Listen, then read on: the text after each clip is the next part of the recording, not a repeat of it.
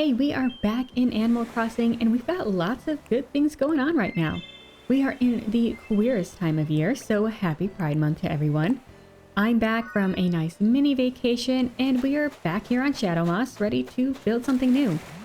Unsurprisingly, I yet again don't have a clear plan for what we're going to be doing today. I say that frequently, but I don't even have reference images this time, so we're really going to be winging it today. Now, the one thing that I do know is that we're going to be building up the area behind our artisan market for our original lesbian dream couple, Nan and Chevre. Their relationship has been in a bit of a rough patch recently, so these ladies deserve some extra care and attention to make their lives together better, especially in this gayest of months. But with that said, let's jump into the speed build. As I was about to start cleaning up, these ladies were chatting. Puddles was trying to get a gift for Chevre because, of course, those two have some sort of casual thing going on. Surprisingly, Nan was completely on board and even offered to help Puddles. Previously, I thought Nan was feeling left out since her girlfriend Chevre opened up their relationship, but I guess it just took her a little time to get used to things and now she's here for it. Immediately after, these two were chatting again. This time, Nan was asking Puddles where she sees herself in the future and how she hopes Puddles will still hang out with her even after she's famous. Puddles said nothing would keep her from hanging out with Nan, so Nan definitely has a crush on her metamour. We've just got one big pansexual polyamorous island here and I am loving it. Like I said before, I didn't have a clear picture of what I wanted to do here, even more so than usual. I did know I wanted their homes to be close together in this little artist village type neighborhood. I see Chevre as our potter and Nan as our painter. I like the idea of using this pergola to connect their homes on either side, then having a path that goes between them which will lead down to the more forested area where our campsite will go eventually. So I tore down some of this terraforming up here so that I could move their houses backwards a bit to line up with the pergola. I also wanted them to have big front yards so that there would be plenty of space for all their art supplies.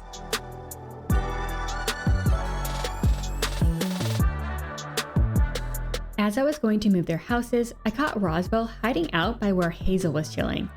I asked him what he was doing and he was fretting over what flowers to get someone to give the right impression. As I was leaving, I talked to Hazel, who said she was tired after an all-nighter and Roswell was still hovering around in the background. Now, at face value, this would seem like maybe Hazel's all-nighter was with Roswell and now he's love-struck, but I honestly don't think Hazel pays much mind to anyone. I think our sweet, awkward boy Roswell just has a crush or thinks Hazel is really cool and wants to be friends, but doesn't know how to approach her. Hazel is a badass. We saw her put Antonio in his place last video and likes hanging out by herself, so Roswell is probably just a bit nervous. Not sure if this will lead to anything or not, but these two would be the best quirky pals, so I'm keeping my fingers crossed. I wanted to add in a bit more terraforming interest, so I squeezed in a little river up here at the front. It ended up being too close to the houses to fit a bridge though, so I had to move the houses back yet again. In the end, I think I had to pay to move these houses 4 separate times because unfortunately, you can't just scoot a building back a tile or two from its original location if any part of the new spot overlaps with the old spot. You have to move the entire thing to a separate location so it's completely out of the way, then go to the next day and move it back to the new location. So it ended up costing me double the time and bells to get these homes to their final spots, but I got there eventually. I just hope moving buildings will be easier in the next Animal Crossing game. While I was working on terraforming, I saw Antonio thinking, so I went to check in. Apparently, he was doing some tipsy shopping and ordered 2 hot dog costumes, so he gave me his extra. Weird, but I'm not surprised this is what he had on his mind late at night online. It is Antonio after all. While I was working on things off camera, he and Puddles doubled down on the flirting from last time. He was once again complimenting her on her hot body. She deserves it, she's our island baddie for sure. What was surprising, however, was he and Roswell talking about getting Antonio into some tights to show off his thighs. Nan heard this and seemed a bit upset. She was getting some flirty attention from Antonio last time, so seeing him flirting with somebody else right in front of her was probably a bit difficult. She didn't confront him or cause a scene, just walked away to handle it herself and let the boys do their thing. She's definitely still a poly baby, so things are a bit rough, but she's working through it and doing her best to learn and try things out. She, out of everyone on this island, definitely deserves this house upgrade right now. Speaking of Chevre's whole romantic constellation she's got going on, I stumbled into her sharing the song she wrote for Cherry with Dobie. She is down hard for Cherry right now. Oddly enough though, she wasn't at Cherry's birthday party that day. Maybe they have a private thing going on later that she was practicing that song for. I did go to the party though. Maybe this is just me, but Cherry seemed mad at me. I gave her a gift, I even wrapped it in her favorite colors, and she replied with, "It was great having you here." Past tense. Not, "It's so great having you here, let's eat some cake or whatever." No, it was great, and now you can leave. I don't know what I did. I love Cherry, but I guess I've upset her because she basically kicked me out of her party. Maybe she has some feelings about me building a separate neighborhood for Chevre and Nan. I get that, but hey, they were the original gay couple on this island and even come with each other's photos in their home. So I didn't cast them as a primary relationship, Animal Crossing did. Whether they eventually want to change that hierarchy or not, I don't know. Sounds like these ladies need to sit down together and have a chat about expectations and logistics for this V relationship. Alright, I should probably talk a bit about the actual build in this video. For their front yards, I wanted to put a bunch of art making stuff out here, sort of like those artist communities they have in artsy towns where you can go to the different studios and watch people make their art. Chevre has an outdoor pottery wheel and furnace, as well as a big display table where people can buy her finished pieces. Nan has a few easels set up where she can do some en plein air painting. I also added a little table with 2 chairs so our lovebirds can take breaks and share a tea together by the river. Contrary to common knowledge, this home renovation does seem to be helping with their relationship. I've been seeing the two of them hanging out together a lot more and even caught them taking a private couples fitness class one of the mornings I was working on this build. So yay, this is all worth it in the end. Hey, you want to do a quick good deed today? Click the like button and let it fill your heart with warm fuzzies, knowing that you're putting a smile on my face and massively helping this tiny channel. Go ahead, why not?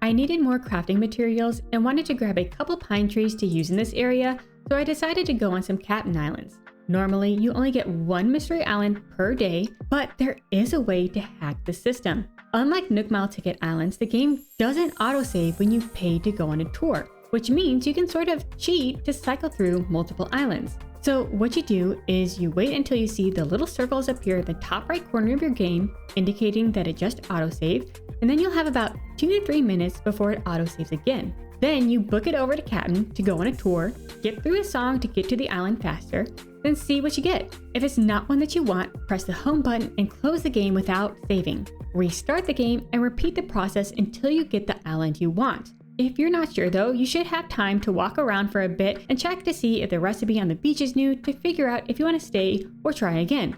This is tedious and can take a long time, but if you're low on Nook miles like most of us, it's worth it to not spend those precious miles on a dud island. I've placed down pretty much everything in the yards that I want.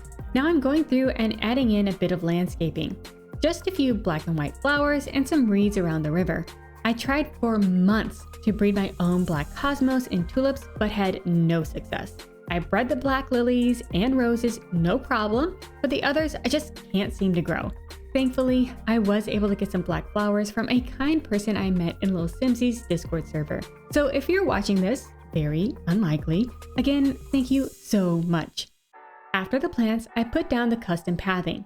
Since I do this at the very end, it's just a lot of me shifting around all the furniture I've placed down so that I can paint the paths, and it is not fun to watch. So I did all those finishing touches off camera. You'll get to see the finished product in the tour at the end. For now though, we'll skip to customizing the houses themselves. For the building exteriors, I wanted to keep the dark versus light coloring of both their homes, but have them match a bit more in their styles so they work better together as joined houses. For Nan's, I did this dark gray siding, which is similar in color to the plaster one she had before. Then I added in a white roof and door, which will reflect the white of Chevre's home. Inside, I gutted everything except Chevre's portrait and made it into a dark painting studio. I went with a paint splattered cement floor because you are kidding yourself if you believe you can keep your studio's floor clean. On the walls, we have black pegboards because you'll want all the extra storage options you can get. Then our feature wall has nice big windows to let in lots of natural light. I really like the look of the dark metal with the light wood on these ironwood items, so I used a bunch of them in here.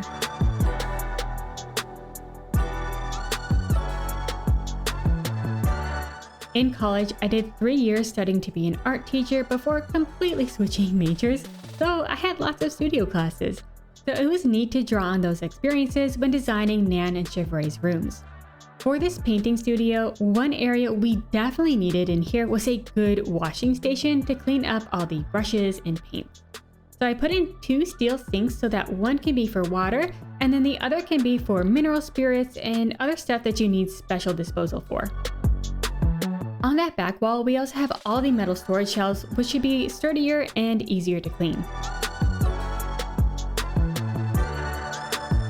The front left corner has a big table for drawing, printmaking, or whatever other arts and crafts Nan does.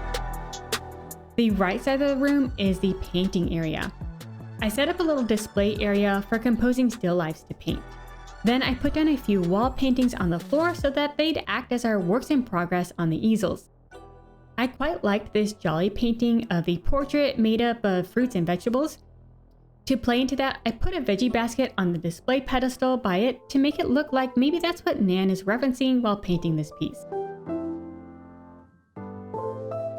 Things were looking a bit hard in this room, so I put in a few plants to help soften things up. Plus, plants are always good subjects to draw and paint. I put in a monstera over by the painting area and a floating biotope planter, which is like my favorite item in the whole game. This painting studio wouldn't be complete without some actual paint, so I threw in those cans. I like these, but I wish they came in some more colorways because none of them really seem to suit what I was going for here, but the pastel will do, I guess. I also plopped down one of those metal cans because it looked like a big jug of mineral spirits. Moving on to the wall decor now, I wanted to really fill this space up with a bunch of paintings. Since this is our dark lesbian Nan studio, I figured plenty of works on women, flowers, and fruit would be on theme. I mean, come on, if that huge revolution painting led by a woman with her breast out doesn't scream Nan, I don't know what does.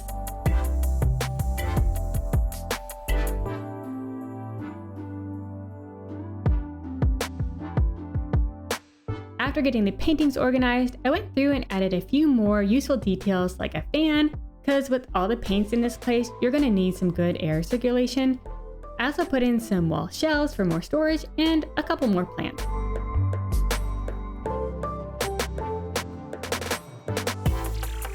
The exterior of Chevre's home I did in the same style as Nan's. I just reversed the colors so that hers is mainly white with black accents. Again, I gutted the interior except for Nan's portrait.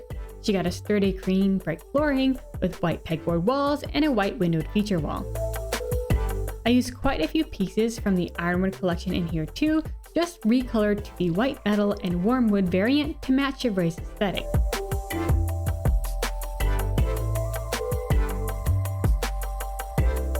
I used those brick ovens as our kilns and a couple of ironwood low tables as sort of stand-ins for wheel throwing stations. Thinking back on my time in pottery classes, I wanted to include multiple details in here that would really help it feel like an actual working studio. So in the corner by the kilns, there's a big plastic trash bin, a hose, and a wheelbarrow full of gravel. These things may seem odd to you if you haven't done pottery before, so let me explain. In the pottery studio at my old university, we had a clay mixing room, and the setup was similar to what I put here. So the wheelbarrow and the stacked stacks that I put in later are stand-ins for our dry clay powder. Then you use that hose to saturate the powder, mix it up, and turn it into clay you can sculpt with. Once you get that ready, you dump it into the plastic bin to store it temporarily so it stays moist as you work on using it up. So although this may not be super aesthetically pleasing, it is my attempt to bring some realism into this room. I wanted to fit in a water bucket too to act as your slip or water bowl that you use while sculpting, but this space is quite tight and I just didn't have a good spot for it, so I nixed that. Same thing for the fire extinguisher. I wish there was a wall-mounted version of the fire extinguisher so I could have included one, because you definitely want one in both these studios because they are major fire hazards. Moving on to the wall decor now. I added another fan in here because again, airflow is going to be important in here, especially when the kilns are on. That tool pegboard over by the workbench made it look like it could be the hand building station. I'm also pretending those kitchen knives are actually carving tools instead. I was going to put Nan's portrait over the carving tools there, but thought it'd probably give off the wrong impression to have your girlfriend's photo next to a knife rack, so I ended up moving it to the opposite wall. I put a few different plants on the walls too to help bring in some life and softness into this room. And that's pretty much it, so let's hop into the game and take a tour of how the final version of this artist village turned out. Alright, walking up here we come to the river, and then you take this little stone bridge that'll bring you over to the neighborhood. It adds enough interest up here so that it doesn't look like just a set for the houses, and it's integrated more into the natural landscape. On the riverfront here, we have this cute little sitting area for our ladies to spend some quiet time together. Then the rest of the front yards are for them to show off their art. Chevre's pottery area is to the left. I'm using this basin as a water or a slip bucket for her pottery wheel, so that's what that is if you were wondering. Connecting the houses is this pergola that will eventually have a ramp at the end that'll lead down to where we'll probably have our campsite. Over on the right, we have Nan's outdoor painting area. Making art out here in the fresh air, listening to the river sounds like it would be the most lovely time. All right, let's go ahead and take a quick peek inside each of these homes. Here is the Moody studio for our painter Nan. I really think it suits her so well.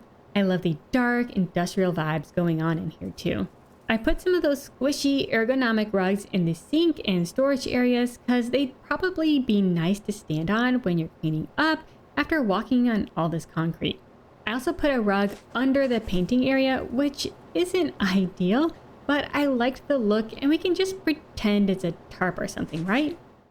Last up is Chevre's pottery studio. It's quite similar to Nan's, just lighter and brighter. There was so much good pottery related items that I wanted to use but just didn't have room for it all. I think what I was able to fit in here looks good though, and it definitely passes as a working studio.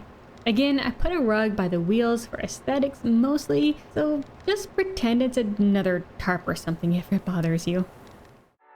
It was about time our original queer couple got a home makeover. Refreshing their spaces seemed to have helped refresh their relationship too, because they've been spending more time together again. Let me know what you think in the comments about these builds, all our island relationship drama, and what you want to see me work on next. If you made it this far, thank you so much, and take a quick sec to send a like my way. It is super helpful.